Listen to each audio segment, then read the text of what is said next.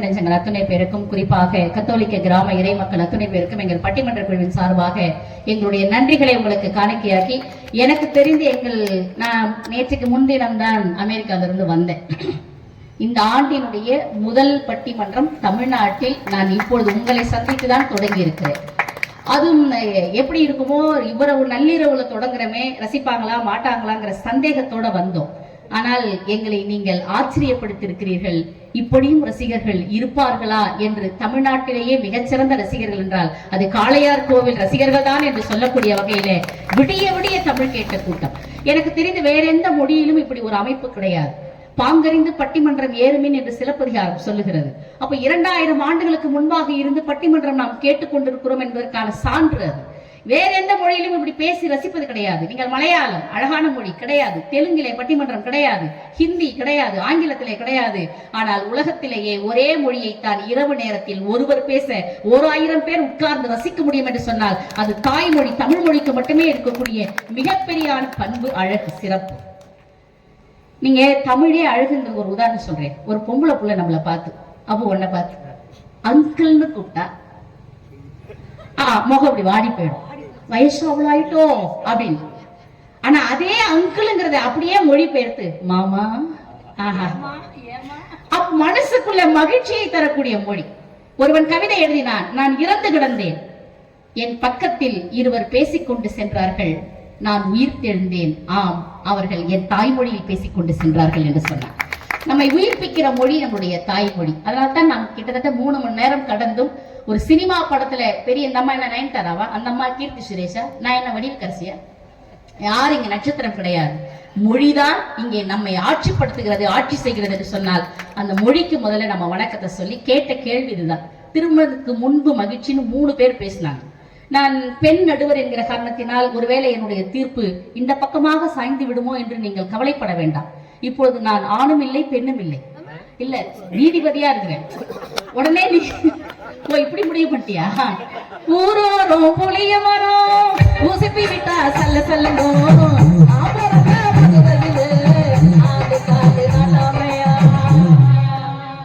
இப்ப நானு ஆண் பாதி பெண் பாதி அர்த்தநாரீஸ்வரா வந்து தீர்ப்பு சொல்றேங்க. அவங்க பக்கம் சொல்ற நியாயத்தை நான் உண்மையாகவே கூர்ந்து கவனித்து பார்க்கிறேன். கல்யாணத்துக்கு அப்புறம் தாங்க பெரிய கஷ்டம், பிரச்சனை. நீ திருமணம் முடிச்சவன் யாராவது ஒரு ஆள் நான் ரொம்ப சந்தோஷமா இருக்கேன் அப்படின்னு சொல்லிட்டா தீர்ப்பேன், அவங்க பக்கத்து முடியல. யார் பிரச்சனை அது வீட கிடையாதுங்க. அதுவும் திருமணத்துக்கு பிறகுதான் அவ்வளவு பிரச்சனை. ஒண்ணு இல்ல, மனைவி கிட்ட நம்மளால ஏதாவது தைரியமா சொல்ல முடியுதா? அன்னைக்கு ஒரு மனைவி உப்புமா செஞ்சுட்டு, ஏங்க உப்புமா எப்படி இருக்கு, நல்லா இருக்குன்னு சொன்னா இன்னும் 2 கரண்டி வைப்பா, நல்லா இல்லைன்னு சொன்னா அந்த கரண்டியால 2 வைப்பா. இப்ப என்ன செய்யலாம்? நல்லா இருக்குன்னு சொல்லலாமா, நல்லா இல்லைன்னு சொல்லலாமா? நீங்க சின்ன வயசுல ஆண்கள் மிஸ்ஸுக்கு பயப்படுறதும், கல்யாணத்துக்கு அப்புறம் மிஸ்ஸஸுக்கு பயப்படுறதும் விதி ஆயிடுச்சு. இப்ப கையை கட்டிங்கிறார், மனைவின்னு சொன்னோட கையை கட்டிட்டார். எல்லாம் கையை கட்டி தான் உட்காந்துருக்காங்க. நீங்க பிரச்சனை என்பது நீங்க திருமணத்துக்கு பின்பு தான், எந்த மாற்று கருத்துக்கள் இல்ல.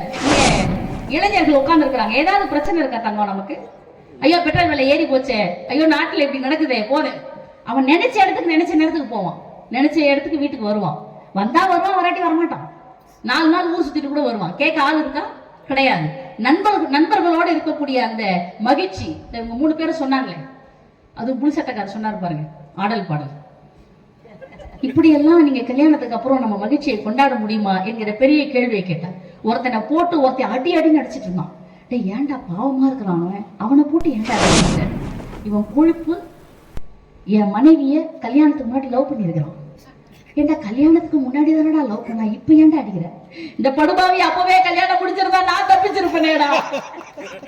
நீங்க கல்யாணத்துக்கு அப்புறம் பழி வாங்குறாங்க. அப்ப எவ்வளவு பாதிக்கப்பட்டிருப்பான் பாருங்க அவன். நீங்க திருமணத்துக்கு பிறகு நிறைய நமக்கு கடமைகள் இருக்கு. பிள்ளைய படிக்க வைக்கணும், அப்பா அம்மாவை பார்த்துக்கணும், அடுத்த பிள்ளைகள் அவர்கள் ஒரு வேலைக்கு போகின்ற வரை உழைக்கணும், ஓடணும். இவ்வளவும் நமக்கு வாழ்க்கையில பிரச்சனைகளை சந்தித்துக் கொண்டு ஓடிக்கொண்டே இருக்கிற வாழ்க்கை திருமணத்துக்கு பின்பாக இருக்கிறது.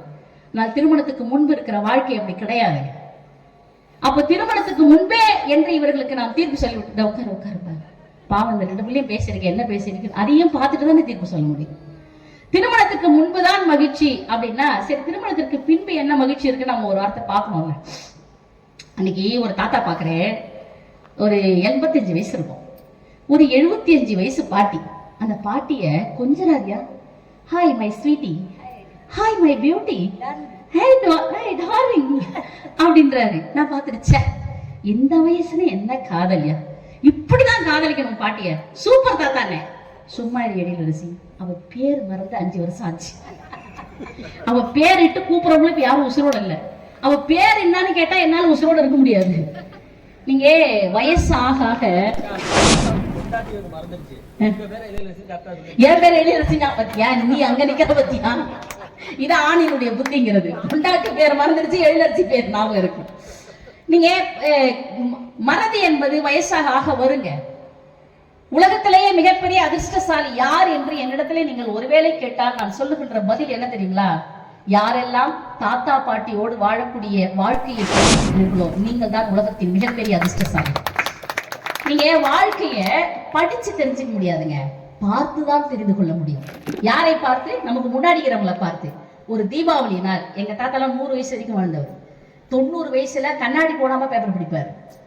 அப்படி இருந்த தாத்தா திண்ணையில 90 வயசுல உட்கார்ந்து இருக்கிறாரு. எங்க பாட்டி எங்க கூட முறுக்கு சுட்டுட்டு இருந்தவ சொன்னா, 2 முறுக்கை எடுத்து அந்த பாக்கு இடிக்கிற இடி இருக்கு பாருங்க, அந்த பாக்கு வெட்டியில வெட்டி நச்சு நச்சு நச்சு நச்சுன்னு தூளாக்கலாம். எதுக்கு இவ செய்யறான்னு பார்த்தேன்.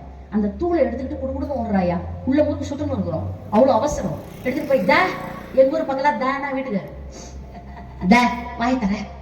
அவரு ஆன வாய் திறக்கிறாரு. 90 வயசுல ஒரு பல்லு கூட கிடையாது, பொதகுடி மாதிரி இருக்குது.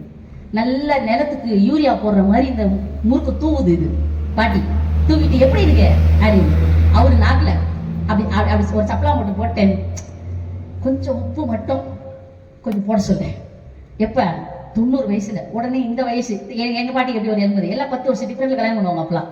சரி ஓடி அந்த உள்ள வந்து கொஞ்சம் உப்பு கொஞ்சம் போடணுமா அப்படின்னு நான் முறுக்கை எடுத்துட்டு போய் என் பாட்டி கொடுக்குது பாருங்க. அப்பதான் நான் முடிவு செய்தேன், உண்மையான முழுமையான காதல் என்பது 20 வயதில் வருவது அல்ல, வாழ்க்கையின் நிறைவில் வருவதுதான் உண்மையான காதல். இந்த முதிய ஒரு காதல் இருக்கு பாருங்க. நீங்க எல்லாம் 20 வயசுல 25 வயசுல ஒரு காதலை பத்தி பேசுனீங்க. ஆனால் உண்மை காதல் என்று சொன்னால் அந்த முதுமை காதல் தான் உண்மையான காதல். ஒரு 85 வயசு தாத்தாவுக்கு எது மகிழ்ச்சி தரும் தெரியுமா? நயன்தாரா படம் வெளில வர்றது கிடையாது, கீர்த்தி சுரேஷ் படம் வெளியில வர்றது கிடையாது. அப்புறம் யாருமா ஆள் இருக்கிறாங்க இந்த சாமியில நடிச்சது, புஷ்பால, ராஷ்மிகா படம் வெளியில வர்றது கிடையாதுங்க.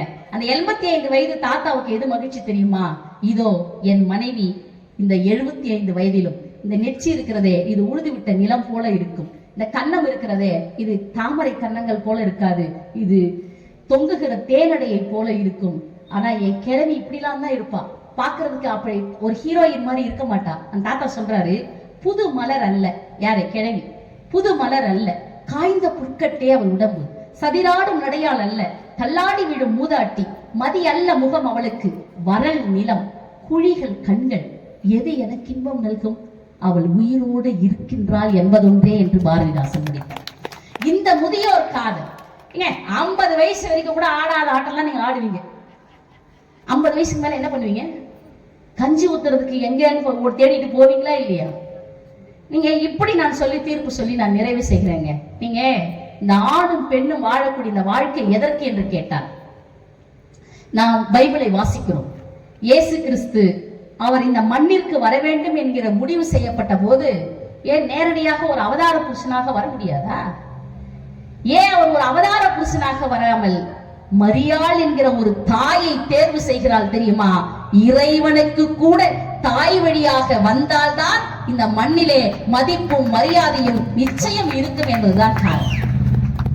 ஒரு மரியாள் என்கிற அன்னையும் ஜோசப் என்கிற அந்த தந்தையும் தேர்வு செய்கிறார் இறைவன் என்று சொன்னார். நீங்கள் இந்து கடவுள்களை எடுத்துக்கொண்டாலும் எல்லோருக்கும் ஒரு தாய் தந்தை என்று நாம் படைத்து காட்டுகிறோம். குடும்ப அமைப்பு எதற்காக என்று கேட்டால், அரண் எனப்பட்டதே இல்வாழ்க்கை, அதுவும் பிறன் பழிப்பது இல்லாயின் நன்றுன்னா. உட்கார்ந்து இருக்கிற ஒரு அசோக் ராஜ் ஹோட்டல் ஓனர் இருக்காரா? சாப்பாடு கொடுத்தவர் இருக்கிறீங்களா சார்? ஏன்னா சாப்பிட்டுட்டு நன்றி சொல்லாம போனா அது நல்லா இருக்கு. செல்விருந்தோம்பி வருவிருந்து பார்த்திருப்பான் நல்விருந்து வானத்தவருக்குன்னா. நான் கோடி கோடியா வச்சிருக்கேன், லட்ச லட்சமா வச்சிருக்கேன், ஐசிஐசியில போடலாமா, ஸ்டேட் பேங்க்ல போடலாமா, IDBIல போடலாமா? அப்புறம் எங்கம்மா இருக்குது, நீ தான் நிறைய பேங்க்ல வச்சிருப்ப, HDFCல போடலாமா?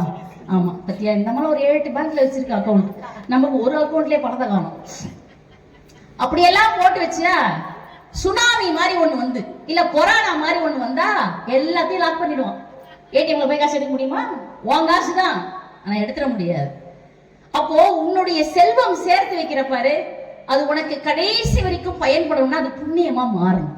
அப்போ புண்ணியமா மாறணும்னா என்ன பண்ணணும்? இயேசு கிறிஸ்துவிடத்துல எல்லோரும் காணிக்கை செலுத்துகிறார்கள். ஒரு வயசான பாட்டி வந்து காணிக்கை தரா, 2 காசு. அதை வாங்கி வச்சுட்டு அவர் சொன்னாரு, இன்றைக்கு இதுதான் உயர்ந்த செல்வம், நான் வாங்கிய செல்வத்திலேயே இதுதான் உயர்ந்த செல்வம். சீடர்கள் கேட்டாங்க, ஏங்க அவங்களும் அவ்வளவு காசு எடுத்துட்டு வந்து கொடுத்துருக்காங்க நாணயங்களை, இந்த அம்மா 2 நாணயத்தை தான் எடுத்துட்டு வந்து கொடுத்தது, இதை போய் உயர்ந்த செல்வம்னு சொல்றீங்களே? அதுக்கு இயேசு கிறிஸ்து சொன்னார், அவர்களிடத்துல இருக்கக்கூடிய பல்லாயிரம் காசுகளில் அவர்கள் கொஞ்சத்தை காணிக்கையாக தந்தார்கள், ஆனால் இவரிடத்துல இருக்கக்கூடிய மொத்த சொத்தே அந்த 2 நாணயம் தான். மொத்த சொத்தையும் காணிக்கையாக தருகிறார் என்றால் இதுதானே கருணையின் உச்சம் என்று சொன்னார். அப்போ எங்கதான் சேர்த்து வைக்கிறது செல்வத்தை? புண்ணியமா எப்படி வரும்? கூட கொண்டு போக முடியுமா? நம்ம காதிருந்த ஊசியும் வாராது கடை வழிக்கேன்னா, செத்துட்டினா ஒண்ணு, ஐயோ பெரிய கோடீஸ்வரு, அவர் பிரேஸ்லெட்டோட வச்சு புதைங்க. சசிகலா ஊரா பேசி 10 பவுன்ல வளையல் போட்டிருக்கு, அது அப்படியே உள்ள வச்சு புதை சொல்ல மாட்டாங்க. வைத்தறிச்சல் இல்லம்மா, நல்லதாதாம்மா சொல்றேன், கிடையாதுங்க. போகும்போது ஒத்த பைசா வச்சு கூட அனுப்ப மாட்டாங்க.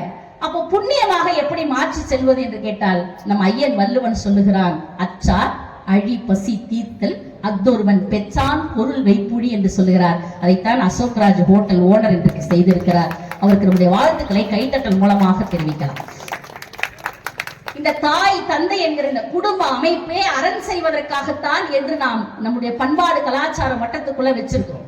நீங்கள் அமெரிக்கா போன்ற தேசங்களிலே நான் கண்கூடாக பார்த்து விட்டு வருகிறேன், அங்க சிங்கிள்ஸ் தான் அதிகம். ஒரு ஆண் வந்து வீட்டுல லவ் பண்றேன்னு சொன்னா அந்த அம்மாவுக்கு வயிற்றுல புளிய கரைக்குது. ஏன்னா அவன் ஒரு பொண்ணை லவ் பண்றானா இல்ல இன்னொரு ஆணையே லவ் பண்றாங்க. இப்ப அமெரிக்கால எல்லாம் பிரச்சனையா போயிட்டு இருக்கு, இங்கேயாதான் போயிட்டு இருக்கா? அட பாவிகளா, இங்கேயும் கொண்டு வந்துட்டாங்களா? ஆமா போச்சு. அப்போ குடும்பம் என்கிற இந்த அமைப்பே எதற்காக என்று சொன்னால், அடுத்த அடுத்த அடுத்த சமூக சேவையும் அறப்பணிகளையும் அறமும் செய்வதற்காகத்தான் இந்த குடும்ப அமைப்பு என்று சொன்னால், வெறும் ஆணும் பெண்ணும் காதல் செய்வதற்காக மட்டும் கிடையாது. என் அன்பிற்குரியவர்களே, இல்லற வாழ்க்கை என்பது நம்முடைய பாரம்பரியமாக தமிழ் பண்பாட்டின் வழியாக நாம் நடாத்தி வருவது. எதற்குன்னு சொல்லிடுறேன், ஏன்னா நல்லா கேட்குறீங்க, அதுக்காக சொல்லிடுறேன். எதற்காகன்னா, ஒரு குடிசை வீடு, இரவு நேரம், ஒரு அப்பாவை கட்டி பிடிச்சிட்டு ஒரு பையன் படுத்திருக்கான். அந்த பையன் சொன்னா, அப்பா இன்னைக்கு என் ஸ்கூல் ஃப்ரெண்ட் எல்லாம் வீட்டுக்கு வரேன்னு சொன்னாங்க, நான் வேண்டான்னு சொல்லிட்டேன். ஏன் அப்படின்னாரு. இல்லப்பா அவங்க வீடு எல்லாம் மெத்த வீடுப்பா, நம்ம வீடு கூரை வீடு, அதனால எனக்கு ஒரு மாதிரி கொஞ்சம் சங்கடமா இருந்தது, அதனால நான் வேண்டான்னு சொல்லிட்டேன். அந்த அப்பா சொன்னாரு, ஏன் அப்படி சொன்னேன்? நம்ம வீட்டுல அவங்க வீட்டுல இல்லாத வசதி எல்லாம் இருக்கே, அதை நீ சொல்லியிருக்கலாமே. நம்ம வீட்டுல என்னப்பா வசதி இருக்கு? நீ படுத்திருக்கல, அப்படியே மேல பாரு, என்ன தெரியுது? என்ன தெரியுது? கூரை பிஞ்சு போயிருக்கு, அங்கங்க ஓட்டையா இருக்கு. ஓட்டை மட்டும் தானே தெரியுது உனக்கு? அதன் வழியாக கண் சிமிட்டுகிற நட்சத்திரங்கள் உனக்கு தெரியவில்லையா என் மகனே என்று கேட்டார். அவன் பார்த்துட்டு சொன்னா, ஆமா 1 2 3 நாள் அப்பா படுத்துக்கிட்டே நம்ம வீட்டுல நட்சத்திரத்தை பார்க்க முடியுதுப்பா. அப்பா சொன்னார், நாளைக்கு உன்னுடைய நண்பர்களையும் கூட்டி வந்து இந்த அழகை அவர்களுக்கும் காட்டி என் மகனே என்று சொன்னார். அந்த குழந்தை வளர்ந்தது, ஒரு எழுத்தாளனாக பாடலாசிரியனாக மாறியது, சூப்பர் ஸ்டார் படங்களுக்கே பாடல் எழுதக்கூடிய இடத்தை பெற்றது. நீங்க சிவாஜி படத்துல ஓப்பனிங் சாங் பார்த்திருப்பீங்க. ஏ பல்லேலக்கா பல்லேலக்கா சீரத்துக்கா மதுரைக்கா மெட்ராஸுக்கா திருச்சிக்கா நீருக்கா ஏ பல்லேலக்கா பல்லேலக்கா அன்னை வந்தா தமிழ்நாடு அமெரிக்கா. அந்த பாட்டுல எதெல்லாம் மகிழ்ச்சின்னு ஒரு பட்டியல் கொடுத்திருப்பார் அந்த பாடலாசிரியர். காவிரி ஆறு, கைக்குத்தல் அரிசி, தாவணி பெண்கள், ஐயனார் கையில இருக்கக்கூடிய பென்சில கத்தியை வாங்கி பென்சில் செய்வலாம், இப்படி ஒரு மகிழ்ச்சியாக இருக்கக்கூடிய பட்டியலை அந்த பாடலாசிரியர் தந்திருப்பார். அந்த மகிழ்ச்சி பட்டியலிலே ஒரு வார்த்தை சேர்ந்திருக்கும். என்ன வார்த்தை தெரியுங்களா? ஏழை கிராமத்து குடிசையில கொஞ்ச காலம் தங்கி பாருலே, கூரையின் ஓட்டை விரிசல் வழி நட்சத்திரம் எண்ணி பாருலே. அந்த குழந்தை பாடலாசிரியராக மாறிய பிறகு கூரை வீடு, ஓட்டை கூரை வீடு என்பது வறுமையின் உச்சம். அந்த வறுமையின் உச்சத்திலும் கூட ஒரு இல்லற வாழ்க்கையில் மகிழ்ச்சியை காண முடியும் என்பதை ஒரு தந்தை மகனுக்கு சொல்லி தந்த பாடம் அந்த கவிஞர் வேறு யாரும் இல்லை, இன்றைக்கு நம்மோடு இருந்திருந்தால் இன்னும் ஒரு கண்ணதாசனை, இன்னும் ஒரு வாலியை, இன்னும் ஒரு கவி பேரரசை நாம் பெற்றிருக்கலாம். கவிஞர் நா. முத்துக்குமார் என்கின்ற அந்த மகா கலைஞன் தான் அவர். அப்போ நம்மை கைப்பிடித்து செல்ல, அடுத்த தலைமுறையை உருவாக்க, இந்த அறங்களை ஒரு சங்கிலி தொடர் போல கொண்டு செல்வதற்கு இல்லற வாழ்க்கை நிச்சயம் வேண்டும். திருமணத்திற்கு பின்பே நிரந்தரமான மகிழ்ச்சி என்று சொல்லி நல்ல வாய்ப்புக்கு நன்றி பாராட்டி விடைபெறுவோம். நன்றி, வணக்கம்.